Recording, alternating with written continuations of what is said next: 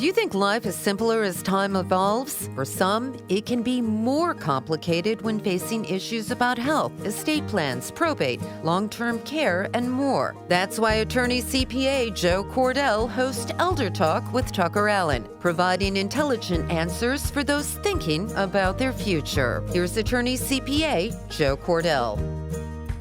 Welcome to another episode of ElderTalk. With us today is Teresa Yao. Many will recall she's an attorney with TuckerAllen. She is very popular with you, I know, and that's one reason she's back. It was possible that I was not going to make this show, and I knew everything would be okay if that happened because Teresa could fill in for both me and herself. But as it turns out, I could make it, and we have Jill. Are you on? I am here. You know, I'm reluctant to concede that I'm suffering here in Naples. Don't rub it in. I have to say that all things considered, I'd rather be in Naples right now than in St. Louis where the weather's not too good. As a matter of fact, I'd rather be in Naples than almost anywhere other than Florida. And maybe, well, no, I started to say maybe Texas, but geez, Texas has had a horrendous time lately. Anyway, so we're doing this by way of the marvelous opportunities of technology. And so we're going to talk about some topics this week that we know are increasingly relevant as we get into the year. I wish, in fact, we'd been able to do this show a little earlier, but better late than never. We're going to be able to discuss now some of the developments that we're seeing for the forthcoming year, things that we want you to be aware of in time to act. And that's what this show is all about. It's about equipping you to make better decisions for the balance of your life and beyond. For some of you, your priority may be the balance of your life. I know for many of you, your priority is actually the beyond. In other words, planning for children, grandchildren, etc. So, Teresa, why don't we start by talking about kind of what at TuckerAllen are you seeing clients show a concern about? What trends have you seen in the last couple of months, given this craziness of the past year? Yeah, and I think during the holiday season, there's been, that surge of cases too. So I think I definitely see clients coming in, and their biggest reason for coming in is just we haven't had it done. It's not like they're wanting updates or other things. Of course, we still get some of those, but the biggest reason is that people just think this is a ripe time to get their estate plan in order. But you haven't seen that urgency that maybe you saw 10 months ago at the height of the pandemic. Yeah, it's hard to kind of parse out because I know with the holiday season, everybody's kind of holed up. But this new year now, I think people are kind of getting back in the groove, and maybe tax planning season is getting people thinking about their assets too. So I think those are the main drivers of people coming in now, and maybe less talk of the coronavirus as the impetus. And, absent of a pandemic, Teresa, it really is still important, especially to think about your long-term medical care. And I'm talking about power of attorney. And we've talked before on the show about the challenges when you don't have that plan in place and what can happen. And, can you kind of reiterate on some of those points of what can happen if you don't have that plan in place? So with regards to medical care, I think for medical powers of attorney, if you don't have one, that could easily arise in situations where you have family conflict and there really is no authority to guide you about what that person wants to do with or what you want done with your health care. I guess I'm speaking in terms of the person who is creating the power of attorney. So it's avoiding family conflict. And you also, without a power of attorney or any document that really outlines your wishes, you're kind of leaving it to other people to decide, try to make their best guess about what you want if you haven't outlined that. This is one of those topics that, on the one hand, every time it comes up, I kind of wince because I think, gee, we talk about this topic a lot. Mm-hmm. And then I have to push forward with this discussion just because I know that it's a reality that the vast majority of people don't have such planning. And I know that many people will have a stroke, a heart attack, some disabling event, a car accident. And all of a sudden, then it suddenly becomes apparent to everyone, except you perhaps who are probably comatose or in worse condition, but yet not dead. And so it's suddenly your family members that realize this is a crisis, and everyone at that point is wringing hands and saying, "Gee, this should have been done." Often there's pointing of fingers of one sibling to another, saying, "I thought you were doing this," or you live here in the city with mom. Why didn't you get this done?" Then they face the unappetizing obligation to go to court to get a judge to hear the case, to have a judge rule on it. That's going to take time in order for them to have the authority to act, to access money, to move assets around, to enter into contracts on behalf of their loved one, as opposed to signing it for themselves, which is something we don't talk about much on this show. But I can tell you it happens every day, where someone may not have a court order to sign for mom because they naturally don't want to go to court. Mom's estate's limited, and they're looking at having to spend $10,000 perhaps or more, substantially more if there's any disagreement, in order to get a judge to give someone the authority to act for mom. So what happens? In order to have a quick fix, one of the family members will sign the contracts with a long-term care facility. It may be assisted living. It could be even independent living, probably not independent living given the scenario we're describing here. But the point is, the long-term care facility is going to want someone to sign who's going to be responsible. And since they know, because they're the experts in this area, they know the family member cannot sign on behalf of mom without having a judge's order empowering that person. So they say sometimes disarmingly, "Oh, don't worry, you can sign. It's okay, you can sign for her." Well, the reality is that suddenly that child, their assets, that family, perhaps the income of their spouse is at risk if there's any collection efforts. So it's a massive problem, suffice it to say. And we could easily spend the rest of this show talking about the many ways in which it's a disaster to not spend the few $100s or whatever it might be to have this document done correctly. And that's a power of attorney for health care. Some call it a healthcare directive. There are various words that are used, a durable power of attorney for healthcare. And then there's the durable power of attorney generally. So these documents are inexpensive.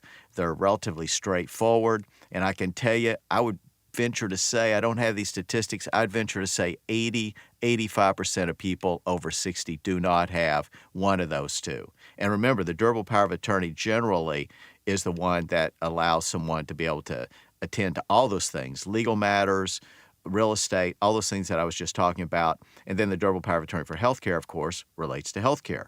Those are the two pieces that are essential for anyone over 60, I'd argue anyone who's an adult, to have in place a document like this.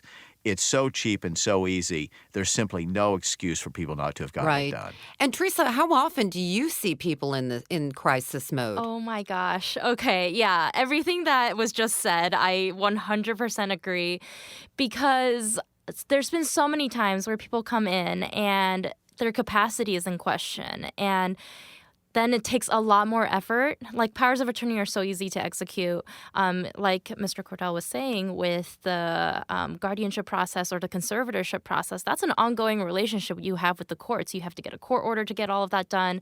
And to make any move, everything's just kind of like dragging, like, in molasses to get it done. And so often I'm like, oh gosh, I wish these people literally came in like maybe a year ago just to get this done. It would save them so much grief, so much time, and so much money. Pivoting from that, in terms of crisis mode for Medicaid planning or long-term care planning, it's unfortunate, but most of the time when I do see people come in for to ask about what strategies there are to help protect assets, preserve assets, they're often in crisis mode rather than in that pre-planning stage where they can try to protect as many assets as possible rather than kind of working within the mandates of Medicaid. So yeah, just hearing about it stresses me out. Yeah. One thing we should talk about, though, as long as we're dealing with developments that are going to be relevant for the balance of the year, we should talk a little bit about what this crazy economy suggests for estate planning. And that's really a broad subject area because we can approach it from a number of different directions. But I know that it's a good springboard, since so many people are looking at their portfolios, They're looking at the stock market that hits new highs seemingly every other week, yet in an economy that in many ways suggests that we should be in a recession. So people are feeling a lot of uncertainty, and I would even say fear in some cases about what to do with their money going forward. Now, this is not a show that's dedicated to financial investment. There are those shows. As a matter of fact, in my opinion, there are too many of those shows. But the point is, we won't try to be one of those. But we do know that when people think about how they're going to invest, that it's relevant for estate planning. And it's always an issue that we want to come back to and sort of remind our listeners about this distinction between revocable and irrevocable trusts and why it matters. And one of those reasons relates to people trying to avoid estate taxes. They figure, oh, I have these assets that are appreciating. So theoretically, if you were looking at estate taxes, let's assume the exemption, which we'll talk about in a few moments in answer to this issue, the exemption is lowered to where it becomes relevant for maybe half of the people or more that are listening to us now. And we don't know with this Biden administration. But if that happened, then suddenly you would be thinking about, okay, I'm looking at a huge hit on my taxes when I die, so my children and grandchildren could have to give up. We don't know what those rates could be, but historically they could be 40, 45, even 50% of the estate when you pass away. So people would be saying, well, gee, maybe I need to do a trust that allows me to lock in these prices or lock in these values, whether it's real estate or whether it's your portfolio. So if it keeps going up, it won't be in your estate at that point. That's called an irrevocable trust. That's the trust you create, among other reasons, to avoid or minimize estate taxes. The other reason that you want an irrevocable trust relates to asset protection, fear that you're going to be sued for something. If you're a doctor that practices in certain fields, I'm willing to bet 50% of you probably have an irrevocable trust with a primary goal in mind to provide some sort of asset protection if you get sued. So that type of trust does protect you from lawsuits? It does, but there are a number of very specific rules that you have to comply with. Missouri is a pretty favorable state when it comes to asset protection, but it's not the best, but it's a very favorable state. Alaska is a very good state. Wyoming's a very good state, probably a little better, in fact. Delaware is a good asset protection state, but I don't want to shortchange Missouri. Missouri has laws that put it, I would say, in the top 10 percentile among states. That would mean in the top 5, maybe the top 10. So these rules, though, are very specific. And in fact, they're very specific in virtually all the states. So you have to jump through hoops, and you need somebody who does a lot of this to do it correctly. And there are, some limitations, as you might expect. Anytime you're seeking that sort of huge benefit, it's not something that's going to be casually granted, because it means that creditors, even legitimate creditors, would not have access to those assets that are in that type of irrevocable trust. Now, I don't want to spend too much time on that motivation of the two primary motivations for irrevocable trust. I would rather spend more time on the other priority, which I think is probably of relevance to more of our listeners. But most importantly, it gets me back to where Teresa and I can talk a little bit about what we expect in terms of changes in tax rates and estate tax, et cetera. But I'm setting this up, so you need to know another factor. And that's that the other reason when you're creating an irrevocable trust is you're thinking about taxes. The reason it's relevant to you for taxes is that you take assets that you expect to appreciate substantially and you move those into that trust. So let's assume you expect inflation. Let's assume you think this insane market's going to continue to unfurl to ever higher and higher records. If you believe that's going to happen, then it would be in your interest to take a house or a portfolio that may be worth $1 million, transfer it in now, so you have a gift of that, which you take as an exemption now because you're well within exemption rates. Pardon me, those of you who aren't following me. I promise you it'll get simpler here in a minute. But for whatever your reason, you would want to put those assets that you think are going to inflate into the trust if your goal is to avoid estate taxes. So then if it doubles, triples, quadruples, still it's protected. It doesn't matter. It could be that $1 million that you transferred in today could be worth $100 million when you die, but it's not in your estate. So you avoid losing 40, 45, maybe 50% of your assets when you die that would have gone to your children or grandchildren. So I'm simplifying this because I want people to get it, what the magnitude of what's at stake here is. So this kind of opens the door now, Teresa, for you and me to talk about what are these exemptions? Are these exemptions going to change? Because right now we have exemptions, if you're a married couple, up to over $22 million. That means if you're confident you're going to have less than $22 million when you pass away, and you're confident the rules aren't going to change, then why would you do such tax planning? Because you're not going to have estate taxes. If your concern's estate taxes, then you can breathe a sigh of relief, right? And that includes, I'm going to venture to say, the vast majority of our listeners.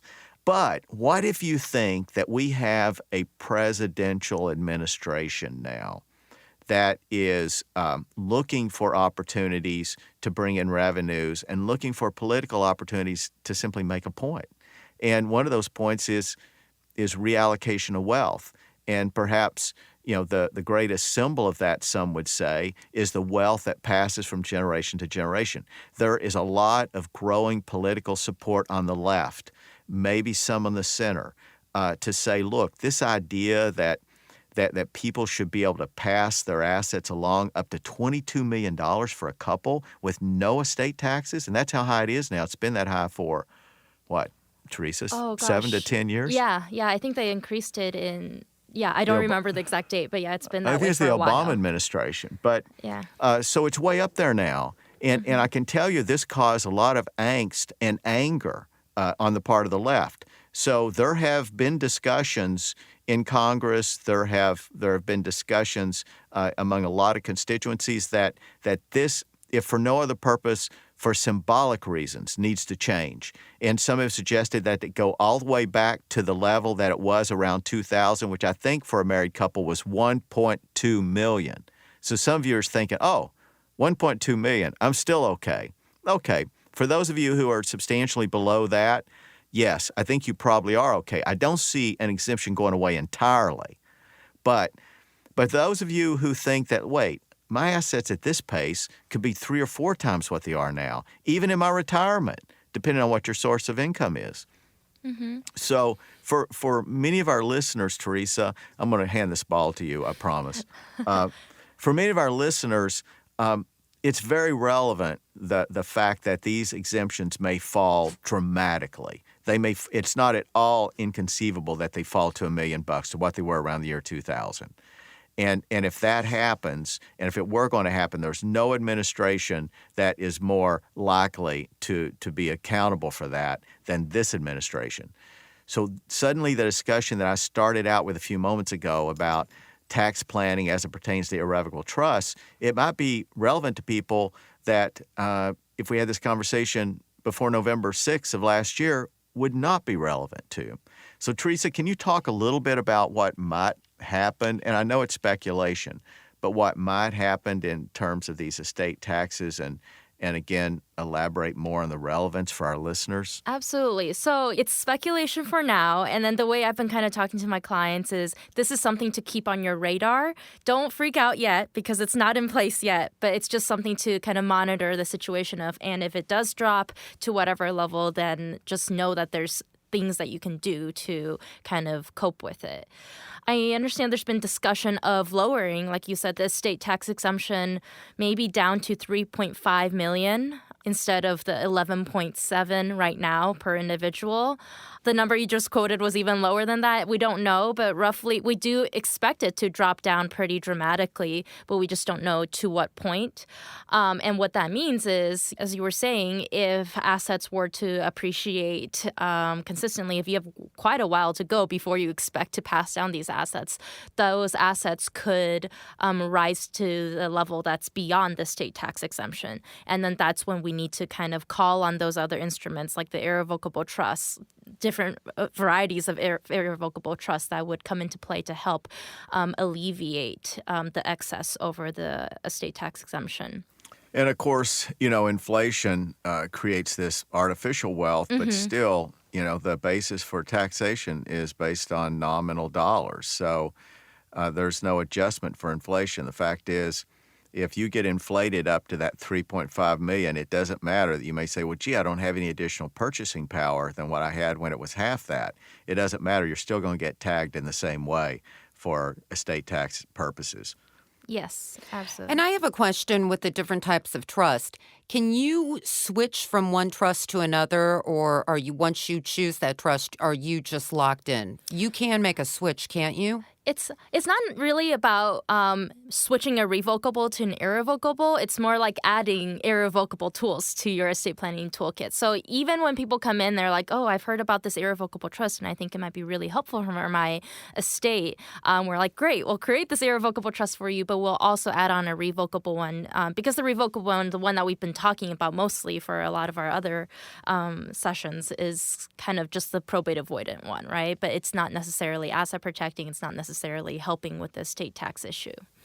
So. Yeah, well said. And that's the way all of our listeners should think about it is think about yourself as needing an irrevocable trust for certain things and a revocable trust for other things. Now, there are some of you, granted, that perhaps won't need an irrevocable trust for any purpose. But a substantial percentage, I would argue that the majority of you probably have a use for both a revocable and an irrevocable.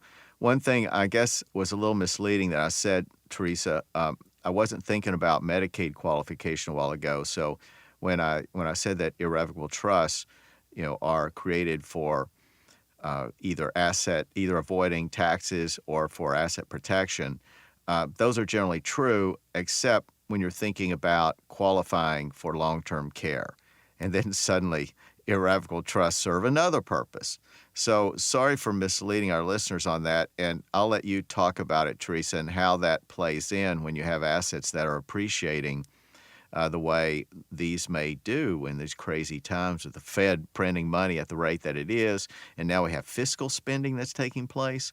So with the level of fiscal spending as well as printing that's taking place, we can I expect, whether I'm right or wrong, I think that we will have substantial inflation, and that's relevant for that other category of reasons to have an irrevocable trust.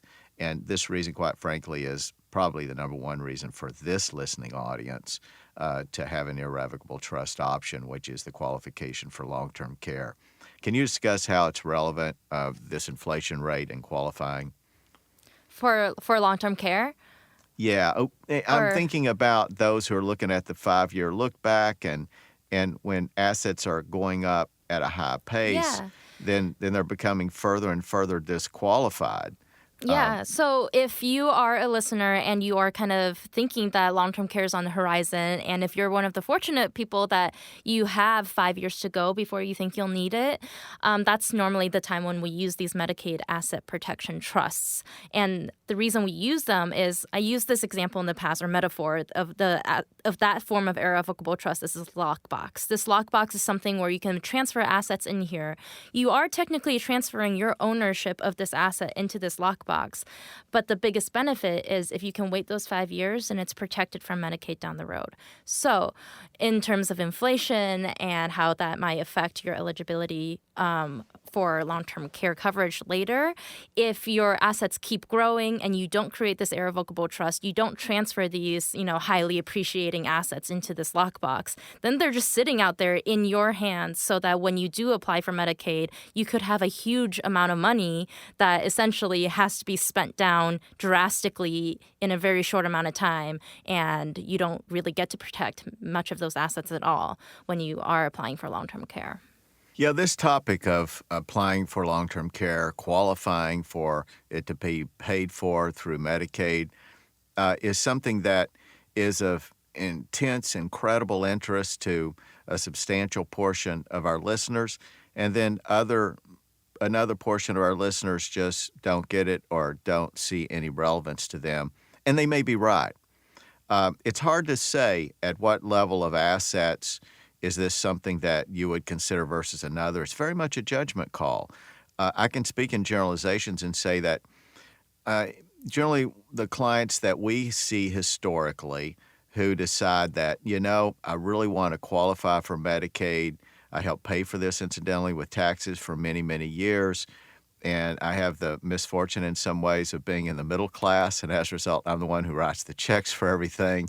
And the rich have their solutions, and the poor, of course, don't have a tax problem. Whatever their problems, they don't have a tax problem. And so many people in the middle class are at a point where their only option now for them to have care for themselves or their loved ones for the balance of their lives is to spend down everything that they've worked so hard to accumulate, in addition to paying the taxes and the other programs over their lifetimes. So these are the people who say, what I have I'd like to protect. So they'll come to us and say, is there a way for me to keep my $1 million, for example? That may be the total value of their assets. And that includes house, portfolio, everything.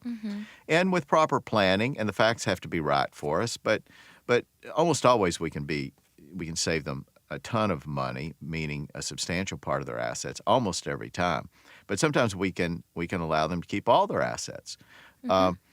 But it does assume some facts, and every fact is different. So the way we solve the problem is a little different. But my point is that I would say people who've come to us and chosen that historically. Correct me, Teresa. You have more familiarity with TuckerAllen's clientele.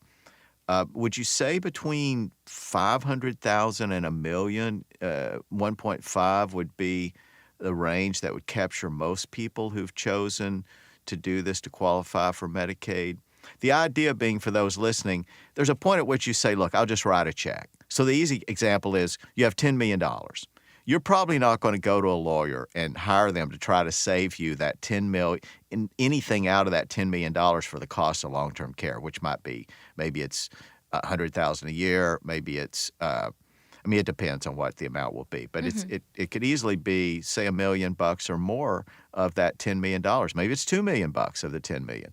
But it's unusual for someone with that much money to say, yeah, I want to qualify for Medicaid. But as you go lower and lower and lower, there's a point at which a reasonable person might say, yeah, I have so little that I don't want to give it up or lose it for this purpose. I have my grandchildren, my children that are counting on this, and so I want to develop an irrevocable trust and qualify. The kind of numbers you threw out there, the 500 to 1 million, definitely those are people that we see. They've accumulated enough wealth that they worked for this so that their kids or their grandkids can, continue having them. They don't intend for this to all go towards, nursing home costs.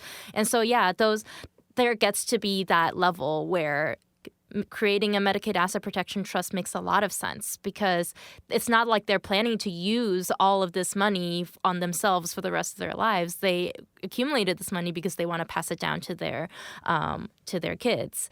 And so I would say sometimes in our clients, even if they have like 300,000 or 400,000, those or are even people. I was thinking about that, or even 200 or 100. It's still, if you figure the cost of the fees to do it, that's really the transaction cost of doing it is the expense. So the expense is, I don't know, it depends, $4,000, $5,000, $6,000 maybe, depending on the case. I don't want to run anybody off, but I can tell you this isn't a form you order offline from some website. No, you want to be really careful, because Medicaid has very sharp eyes when they review these trusts, so they want to make sure that there's language in there that makes you eligible. So it's a very technical area. The reality is it's a very technical area. Not a lot of lawyers do it because of that. And they don't want to get into trouble with CMS, and so it requires lawyers who spend time doing Medicaid qualification, among other things, in their estate planning practice. So as a result, you don't expect a lawyer to do this for you for $500. But anyway, so for somebody who even has $100,000, $200,000, if that's all they have in this world, still, if they know they're going to lose it. In other words, let's assume there's been some diagnosis in the family, whatever it might be, and they see the train coming down the tracks. If they know they're going to lose it, then, of course, is it worth paying $5,000 to save $95,000 of your $100,000?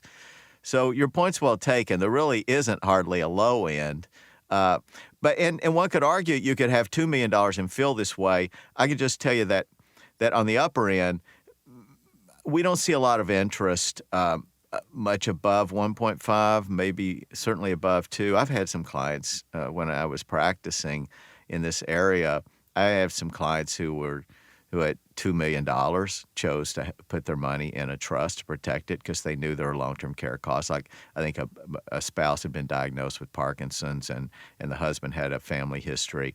So they had every reason to believe that their long-term care was going to be very expensive, and they had children that some of whom needed financial help over many years. So for them, it made sense, and I get it. Well, I've got a question. If you do find yourself in this spend down situation, you can't just write a check, to your son, your daughter, or your grandchild. It has to be specific, doesn't it? Like, say, for their college tuition. Even that can be a little dicey in terms of if you don't have this irrevocable trust, the asset protection trust, and you're just focused on spending down, you have to be really, really careful about how you spend it down. Because if you're writing a check, even if it's saying, hey, I want to give this amount to my grandson for his college tuition, that's probably going to be interpreted as a gift by Medicaid, and that's going to incur a penalty period. So you have to be really, it's called smart spend down, or I call it smart spend down. So what would be examples of that, of smart spend down? So you have to look at the Medicaid rules about what are exempt transfers and what are exempt assets. So what I mean by exempt is saying Medicaid will look at it and be like, okay, yeah, that's fair. We're not going to count that against you. So exempt transfers are like transfers to your spouse. Transfers to spouses are exempt. Transfers to a disabled child, those are exempt transfers. Or exempt assets are like if you have a home. So you get one home and you can get that. Medicaid will ignore you having that one home. That won't count against you. So you could technically do like home improvements, or you can, upgrade your car because you're allowed one car too. Or if you don't have a funeral plan yet, you can create an irrevocable funeral contract.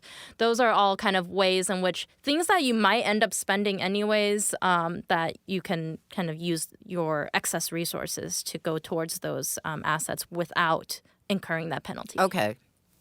And those are all legitimate reasons. Mm-hmm. Okay. And there are a few others that Medicaid honors, and it is very much a matter of whether your motivation was to defraud Medicaid, defraud, quote unquote, as they would define it.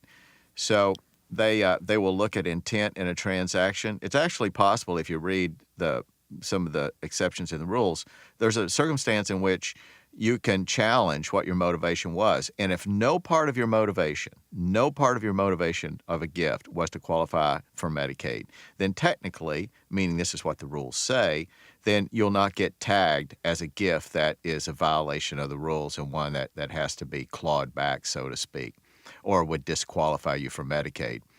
But while that rule is in there, and you might suddenly think, oh, gee, that provides an abundance of opportunity for me to plan. The reality is that's construed so strictly that the exception is not that useful. Mm-hmm. So you end up having to rely, as Teresa was, on specific rules regarding specific types of transfers. For example, if you have a sibling caregiver who lives with you, and this person has lived with you for a period of time in the house, then you're allowed to have them transfer the house to them, and that won't be considered a rule that violates your qualification for Medicaid. Yeah, it's a caregiver child. Like for 2 years, if they were caring for you, and you can prove that if not for their care, you would have needed to go into a facility, then you can transfer that home to the caregiver who's living with you without incurring that. Now, do you have to do anything to prove that? I mean, do you have to have, say a doctor or a neighbor prove that this child was... in that situation, you'd need to get a doctor's note that's saying, hey, like I am the treating physician for this person, the Medicaid applicant, and knowing their situation, he or she would not have been able to stay at home if not for this caregiver's. Okay. Yeah, the burden of proof is always on the applicant, and our listeners need to keep this in mind. The burden of proof is on you as to everything. So whenever you make application for Medicaid, and they're going to ask you to identify every transfer, which means gifts too, and even sales of things. It doesn't let you off the hook if you get money for a transfer if, in fact, the amount of money that you received was less than the fair market value, because as to the difference, it's considered a gift, and it's a disqualifying gift for some period of time. So you will be asked in the documentation, if you make application for Medicaid, you'll be asked to provide detailed documents, in many cases, canceled checks, bank account statements, stock certificate transfers, if that was the means in which some of these things were paid, regarding a 60-month period going back from the time of your eligibility or your application. And it's your application date back. So think about all the transfers that you've probably done. And many of those were very innocent, but they're going to fail because you cannot carry the burden of proving that no part of that decision related to qualification for Medicaid.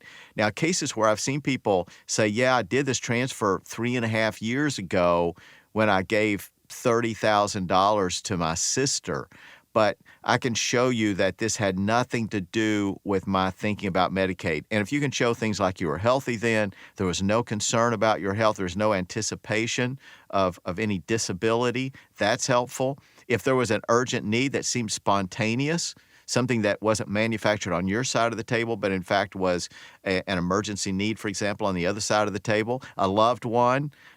So there's lots of facts that you can assemble that might make that case for you. But be prepared. The burden is on you for the previous 60 months to establish that any transfer you made was free of any motivation relating to Medicaid qualification. And I would go a little further. I don't want to throw that out, but for sake of this point, let me just say that you're going to be held responsible for anything for which you didn't get full compensation of a transfer going back 60 months. Yeah, I would Just say view it that way. I definitely err on the side of caution when it comes to Medicaid. Yeah, and with this being so complicated, I also want to point out how important it is to find an attorney that is well-versed in Medicaid, because this can be just overwhelming.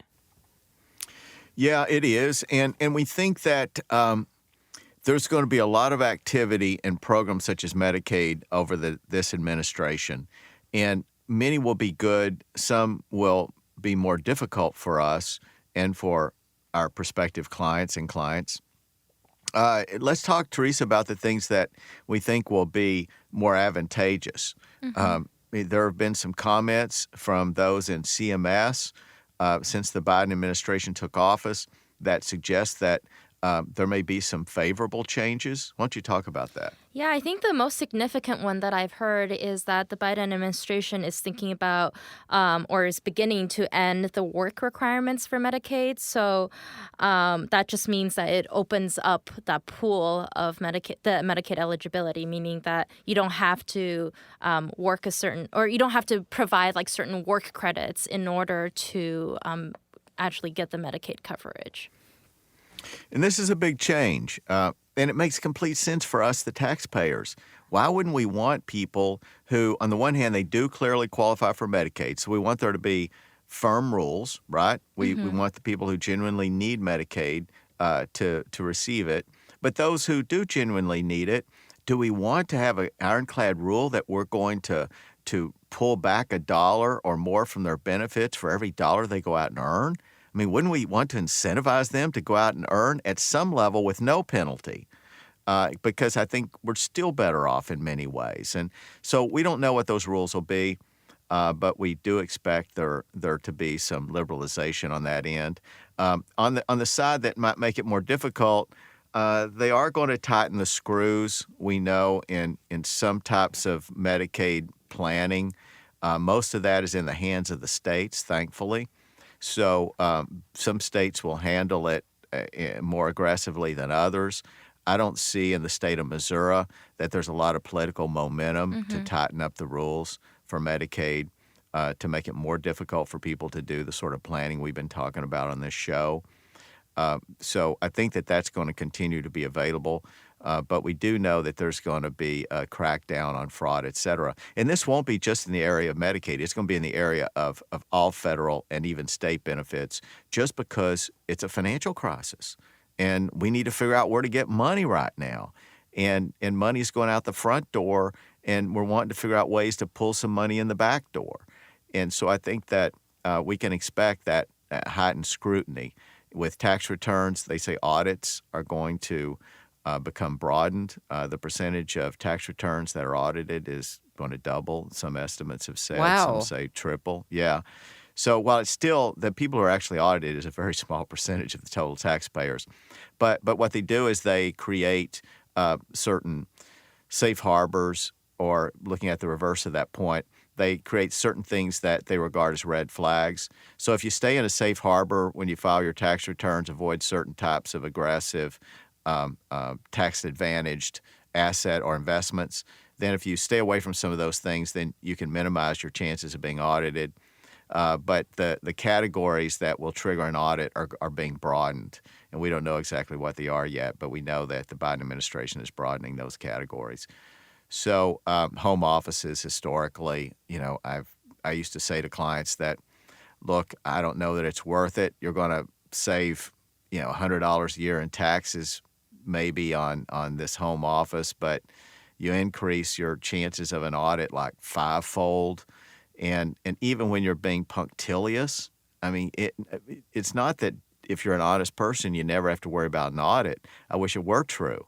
But anytime somebody comes wandering into your business or your home with a microscope, determined to find out if there's any area that you've neglected to handle correctly, I mean, the average person, will fail that test in some way.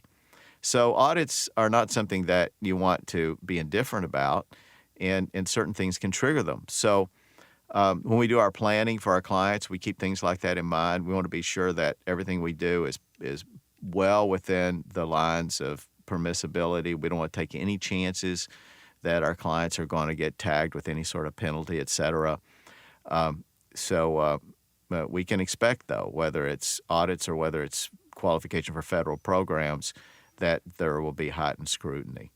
What about the people with the pandemic that were forced to work at home? And you mentioned the home office situation.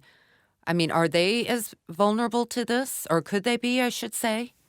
Ironically, I think that that's the one category that'll be loosened up now for the reason you mentioned. Yeah, I think you're right. Your point's well taken that, for the last 20 years, there's been a stigma associated with it. Now, I do think on that particular point, I don't think so. I think you're right. Anybody who indicates, I worked at home and I had these expenses for my home, I think it's just going to get a check and move on. Yeah, because look at how many people, and we don't even know how many people are going to actually return to, the brick and mortar buildings. I think a lot of companies, we're going to see changes with that. Yeah, I know a lot of people who own office buildings. I have a small investment in that area, and we don't really know what's ahead for that sector. There will be segments of the sector that will do well. For example, those commercial spaces, those office buildings that are dealing with biotech, et cetera, that include laboratories within the facilities. There's actually entire hedge funds and industry that's dedicated to investing in those areas. Certain types of high-tech facilities, the same thing. We know that warehouse space, of course, it will do wonderfully for the foreseeable future. This is an area where lots of things have been turned upside down, and it's not clear now what areas will play an important role in the future and what will be punished. As to offices, it's still unclear. I'm just curious how the nursing home industry has been hit by all of this. Boy, that's a big topic. Yeah, I know. Where do we start with this? Teresa, do you want to put you on the spot here, Teresa? I mean, I think this is one of those very on-the-nose direct kind of byproducts of the pandemic. Like we learned at the very beginning of the pandemic, there were a lot of people moving their loved ones out of nursing homes, bringing them back home because obviously contact, maybe that was impetus for getting them back home because they want to be able to talk and be with their loved ones. And then so looking for alternatives to other than nursing home care, and maybe looking at home aides or other home and community-based services. But this has been a big financial hit. I'm just wondering how nursing homes are going to come out of this. I've talked to different people who are in the industry. I've heard 10, 15, even 20% reduction in occupancy during this period. Now, some of these people are coming back. We had someone on the show not long ago, Jill, I don't remember who it was, but they were saying that they're starting now to see people coming back. Right. And I'm sure some of that will happen. But it's also equally sure that some of them won't come back, meaning some people will decide that, hey, we can do this. The children will say, hey, we can make this work. I didn't think we could, but, we can have someone here with mom or dad. This is something we may be able to handle from home indefinitely. And unless there's a respirator or some expensive equipment involved, then often people who are in nursing homes could have been cared for at home. Not all of them, of course, but a substantial number. And I think now people are going to look at that as a possibility.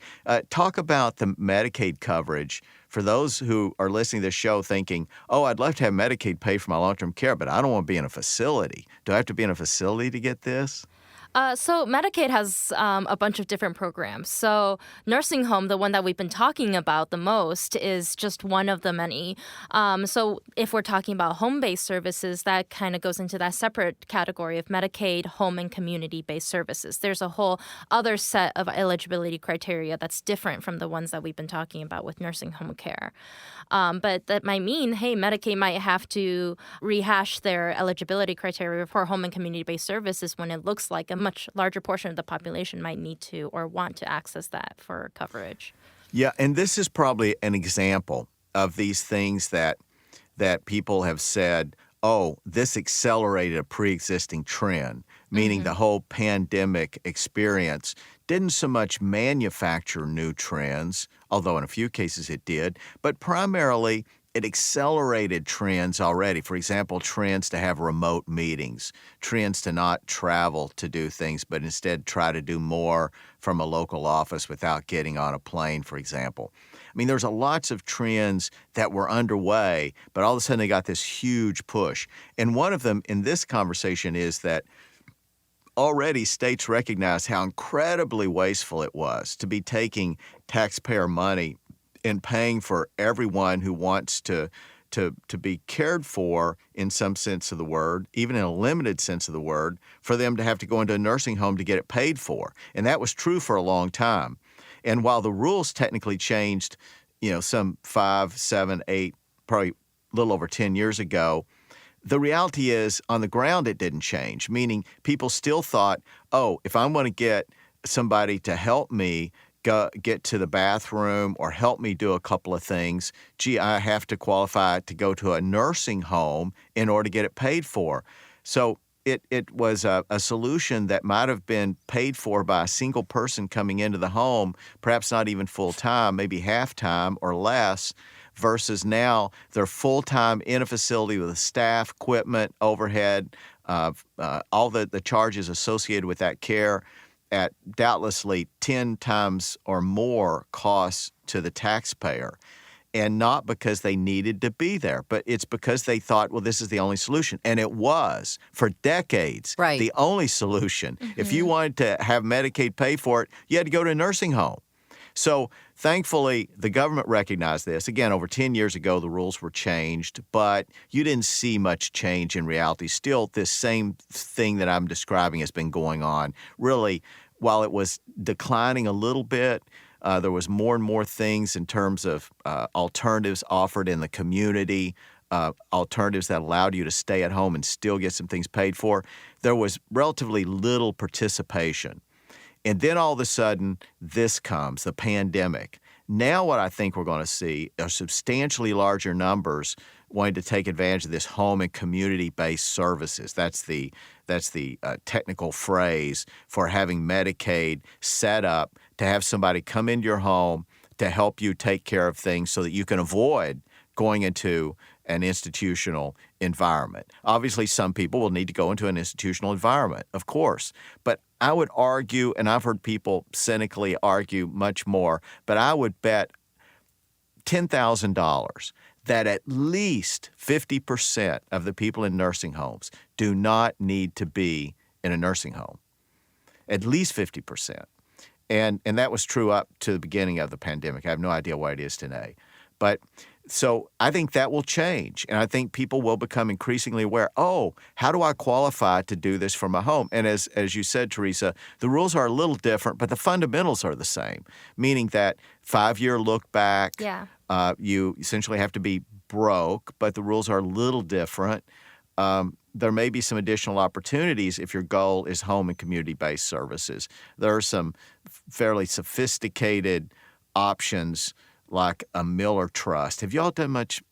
Are you familiar with the Miller Trust? Yeah, with the Miller Trust, it's essentially saying, hey, whatever excess income I have for Medicaid qualification, you can actually put that income into the Miller Trust and get the Medicaid, become eligible for Medicaid, and then that income can be held in. It's essentially not counted against you.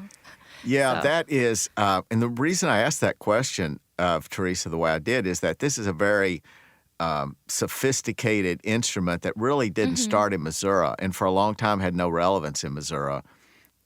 It developed in a number of other states with different rules, but it now has found an application in Missouri to Medicaid qualification only if you're talking about home and community-based services, because then what's more important than assets is income. Yep.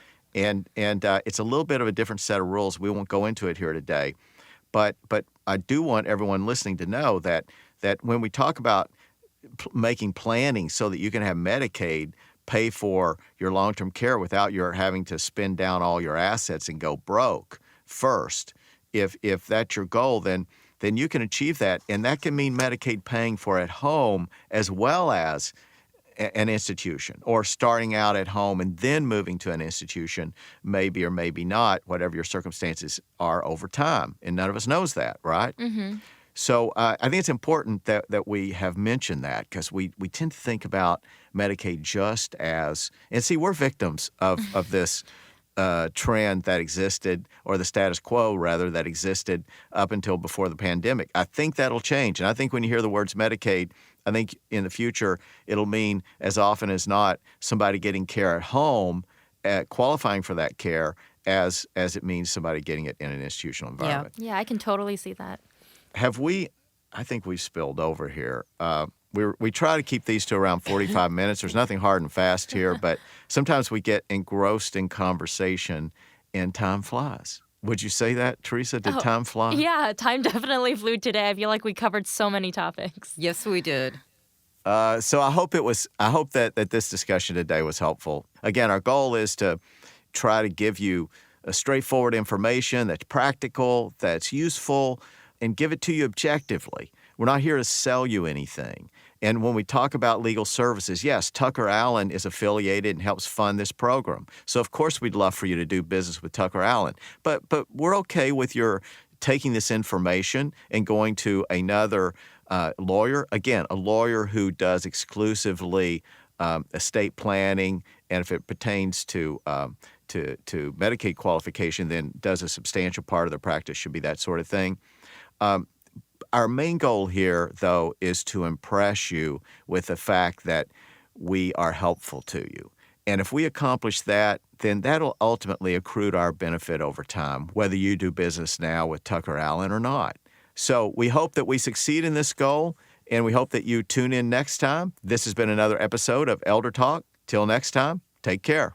You've been listening to Elder Talk with TuckerAllen, providing intelligent answers for those thinking about their future, with Attorney-CPA Joe Cordell. Sponsored by TuckerAllen, your estate and elder law advisors. For more information, visit TuckerAllen.com. Listen again next Saturday for another edition of Elder Talk with TuckerAllen. The choice of a lawyer is an important decision and should not be based solely on advertisements.